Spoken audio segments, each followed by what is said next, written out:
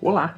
Como forma de agradecer as mais de 300 inscrições realizadas nesse canal até o momento, fruto, sem dúvida, do interesse de várias pessoas pela psicanálise, o que me deixa muito feliz, na verdade, achei por bem trazer a partir de agora, em detalhes, informações que poucos têm a respeito do termo neurose. Por qual motivo? Simples. Porque temos, por incrível que pareça, pouquíssimas boas pesquisas feitas nessa direção, especialmente no que diz respeito às origens de um termo tão falado, seja no âmbito da psicanálise ou fora. Em muitos trabalhos sobre esse assunto, por exemplo, e eu fui atrás pesquisar, as informações se desencontram. Existem equívocos e buracos. Quero ajudar, portanto, a corrigir esse tipo de situação. Assim, a primeira parte desse estudo focada na história do termo neurose eu publico hoje. E a final, em que abordo esse conceito aos olhos do psicanalista, deixei programada para ir ao ar na próxima segunda-feira, aqui mesmo no canal. Espero então que ambos esses trabalhos vocês apreciem. Primeiro de tudo, então, vamos corrigir dois erros frequentes que vocês encontrarão em publicações sobre o assunto neurose. Inicialmente, que William Cullen, médico nascido em Hamilton, na Escócia, em 1710, criou essa expressão. E segundo, que o livro em que o termo neurose apareceu pela primeira vez foi Synopsis Nosologiae Methodicae, publicado em 1769 por ele. Não, faltam documentos que atestem o fato de que esse médico e ninguém mais deu vida ao neologismo neurose, sendo então mais apropriado falarmos que Cullen tornou pública pela primeira vez essa expressão. Mas aonde? Definitivamente em 1785, por ocasião de um trabalho que se tornou um marco na história da medicina, junto com o primeiro livro diagnóstico publicado por François Savages em 1763.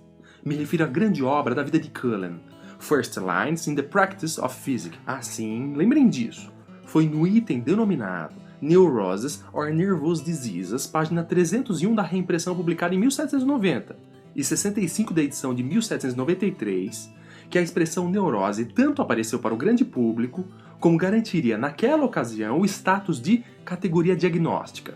A prova, vejamos o próprio William abrindo esse capítulo, abre aspas, proponho agrupar sob o título de neurose todas as afecções preternaturais fora do natural, da sensibilidade e da motricidade nas quais a pirexia, a febre, não constitui uma parte da enfermidade primária. Todas aquelas que não dependem de alterações locais dos órgãos, mas sim de uma afecção geral do sistema nervoso e das potências de onde dependem mais especificamente a sensibilidade e o movimento. Fecha aspas. Ou seja, dentro das chamadas neuroses estariam agrupadas patologias que, apesar de se manifestarem de formas diferentes, no fundo se pareciam por, primeiro, não comportarem o estado febril como um sintoma inicial. A seguir, porque nesses estados não existiria uma lesão detectável em algum órgão. Logo, a premissa alimentada por Cullen era de que as causas para esses problemas perpassavam situações em que o sistema nervoso não funcionaria bem, no todo e ou nas partes ligadas à motricidade. Já sobre as patologias neuróticas, Cullen as dividiu em 4 subgrupos. Primeiro, estados similares ao coma e quadros atrelados à perda dos movimentos voluntários. A seguir, o médico diz que seriam neuróticos estados tais como as adinamias, ou de doenças que gerem fraqueza e perda do movimento nas funções vitais ou naturais. Anemias, estados oriundos de processos inflamatórios, etc. Em um terceiro grupo dentro das neuroses, chamado de afecções espasmódicas, sem a presença de febre, estariam problemas ligados à contração involuntária dos músculos voluntários, restringindo então o seu uso naturalmente. As histerias foram localizadas aqui. Por fim, as Vesaniae indicariam problemas na ordem da funcionalidade e da mobilidade, cuja causa seria, reparem nisso, perturbações nas funções intelectuais, mania, melancolia, as caquexias, grau extremo de enfraquecimento, popularmente chamada a pessoa de caquética, enfim, várias outras. Agora, outra importante informação que você dificilmente vai encontrar em estudos feitos sobre as neuroses tem a ver com os reais motivos que levaram o autor de First Lines a lançar mão do uso de uma expressão tal como essa. E não, o motivo para tal não foi somente a sua capacidade criativa, e nem também porque os médicos daqueles anos 1700 estavam vislumbrados por terem descoberto os benefícios da atividade diagnóstica. Bem longe disso. Tanto que o começo dessa história remete a muitos séculos antes de 1700. Mais precisamente até o momento em que se deu início uma sutil, mas radical e perpétua mudança na maneira dos europeus em particular pensarem a relação entre aquilo que Deus criou e, portanto, as causas da criação mesmo. Abreviando essa história, queria marcar que desse questionamento feito mais indiretamente do que diretamente por nomes tais como o de Santo Agostinho, Tomás de Aquino, Galileu, Copérnico, Newton, Descartes e daí por diante, buracos na teoria da Gênese começariam a surgir. Bem, isso nos leva a poder perceber a importância da taxonomia inventada por Linneu. Foucault chegou a resumir certa vez a taxonomia como um método de ordenação das naturezas das coisas. Método esse que, agora sabemos, foi inventado dentro do século XVIII. Foi tomado de empréstimo por Savage, depois por William Cullen e vários outros em pleno século XVIII. E o objetivo maior por detrás dessa invenção não era algo simples. Era ajudar a explicar a grande gênese do mundo, a sua verdadeira causa. Cullen, aliás, deve ser visto não como um médico no sentido hoje atribuído a esse profissional, não. Antes, o médico nos anos 1700 era alguém preso ao que poderíamos chamar de causa, similar até certo ponto a um religioso, entendendo aqui a religião nos termos colocados por Cícero. Religião, relegere, ler de novo, ler a partir do recolhimento, do conhecimento do íntimo. Enfim, o termo neurose aparece em meio a um intenso debate sobre a causa. E Cullen fez um excelente serviço no tocante a ajudar nessa espécie de mapeamento, com vista a explicar, acima de tudo, os mistérios envolvidos no processo da criação, sempre muito presente, sabemos, no psiquismo humano. Bem, sabendo agora que para o próprio médico escocês o termo neurose não teve muito valor se comparado à causa em jogo, de qualquer maneira essa expressão foi publicada e tão logo isso aconteceu, First Lines é traduzida para o francês. Por quem?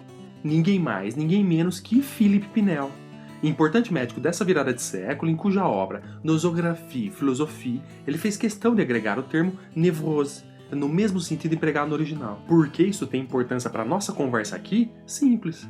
O método para tratar uma série de desordens físicas e mentais inaugurado por esse médico, cuja vida marcou uma espécie de invenção da moderna psiquiatria, levou Pinel a debater em outros trabalhos, Memoirs of Madness, por exemplo, o que seria uma espécie de etiologia psicológica para diversas neuroses, cuja origem, sabemos até então, repousava basicamente no mau funcionamento do sistema nervoso. Quase 200 anos antes de Freud, portanto, Pinel encontrou em certas emoções, numa certa predisposição individual, num certo jeito da sociedade se organizar, na inatividade ou no excesso de afazeres, prováveis causas para os estados neuróticos mais comuns menos.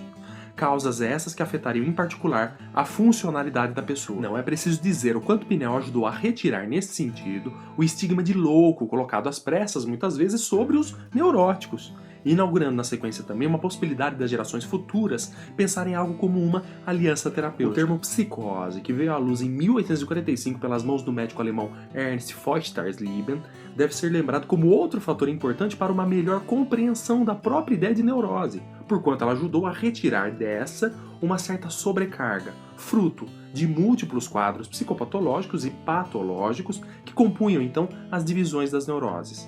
Não esquecendo a gente também que Jean-Martin Charcot foi outro médico importante no sentido de popularizar na Europa como um todo o ser próprio das neuroses. Em suma, Charcot procurou, mais do que todos os médicos depois de Cullen, materializar da melhor maneira possível o pressuposto levantado em 1785, encontrando especialmente no domínio da histeria essa oportunidade.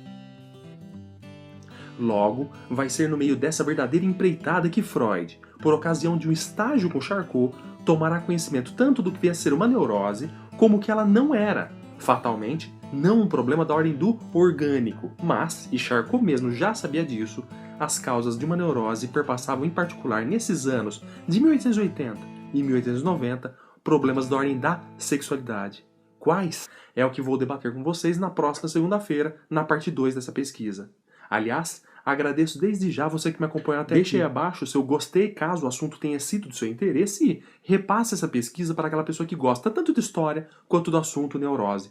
Nos vemos em 7 dias para abordar a neurose do ponto de vista da psicanálise. Obrigado e até lá!